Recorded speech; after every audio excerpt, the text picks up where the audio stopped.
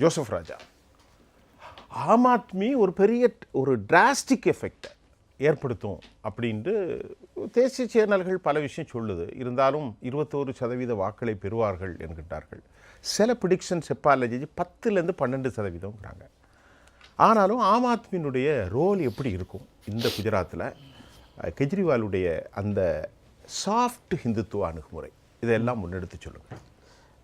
Aam Aadmi கட்சியோடைய role எப்படி இருக்குன்னு கேட்டிருக்கீங்க. ஆம் ஆத்மி கட்சி பொறுத்த வரைக்கும் கடந்த 6 மாதமாக களத்தில் வந்து மக்களிடத்தில் முக்கியமாக வந்து அடிப்பட்ட சிறுபான்மையினத்திலையும் மற்றும்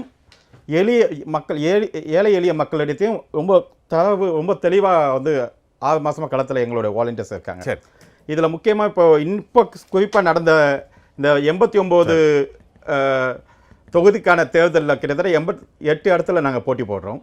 அந்த இதில் வந்து மிக ஆம் ஆத்மியோட கோட்டையாகவே பார்க்கப்படுது. எப்படின்னு கேட்டிங்கன்னா, சௌராஷ்டிராவில் வந்து பார்த்தீங்கன்னா ஆம் ஆத்மிக்கான பலம் மிக அதிகமாக இருக்குது மக்கள் இடத்துல. களத்தில் போய் சௌராஷ்டிரா மாவட்டத்தில் வடக்கு மாவட்டம், தென் மாவட்டம், சூரத், சௌராஷ்டிரா உங்களுக்கு வந்து தெற்கு மாவட்டத்திலேயும் ஆம் ஆத்மியோட பலம் அதிகமாக இருக்குது. ஏன்னா விவசாய சார்ந்த இடங்களில் ஏழை எளிய மக்கள் இடத்துல ஆம் ஆத்மிக்கான செல்வாக்கு ரொம்ப உயர்ந்து இருக்கு. சரி, அது மட்டும் இல்லாமல் பார்த்தீங்கன்னா உங்களுக்கு சூரத்தில் வந்து ஆல்ரெடி ஆம் ஆத்மி பார்த்தீங்கன்னா 27 நகர உள்ளாட்சி தேர்தலில் 27 கவுன்சிலர் வந்து வின் பண்ணியிருக்கும். சூரத் வந்து பாஜகவுடைய கோட்டையாக பார்க்கப்பட்டது. ரொம்ப பெரிய கோட்டையாக பார்க்கப்பட்ட இடத்துல ஆம் ஆத்மி வந்து 27 சீட்டை வந்து வின் பண்ணியிருக்கும். இந்தியாவில் பெரிய தொழில் நகரமும் கூட.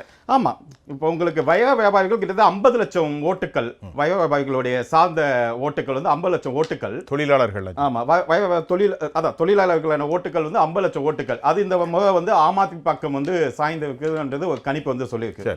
அது இல்லாமல் ஆம் ஆத்மி கட்சியோடைய பார்வை எப்படின்னா, ஆம் ஆத்மி கட்சியோட வெற்றி இது டெல்லி மாடல்.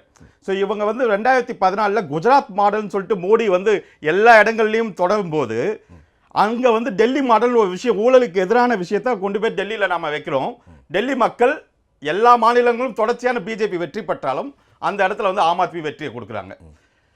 அதோட தொடர்ச்சி இன்னைக்கு வந்து மதவாதத்தை சார்ந்து பேசப்பட்ட நேரங்களில் இன்னைக்கு ஆம் ஆத்மியை வந்து ஒரு கல்வி சுகாதாரம் பத்தி பேச வச்சிருக்கு, நாட்டோட டெவலப்மெண்ட்டை பத்தி பேச. ஆம் ஆத்மி மதத்தை பத்தி பேசுறாங்க, நம்ம ரெண்டாவது பேசுவோம். ஆம் ஆத்மி எப்படிப்பட்ட நோக்கத்தை எடுக்கிறாங்க? கல்வி, வேலை வாய்ப்பு. அப்படித்தான், கல்வி, வேலை வாய்ப்பு மட்டும் இல்லாமல் விவசாயம், நாட்டோட டெவலப்மெண்ட் அண்ட் சுகாதாரம். நாங்கள் என்ன பண்ணியிருக்கோம் டெல்லியில், டெல்லி மாடலை வந்து முன்னெடுத்திருக்கோம்.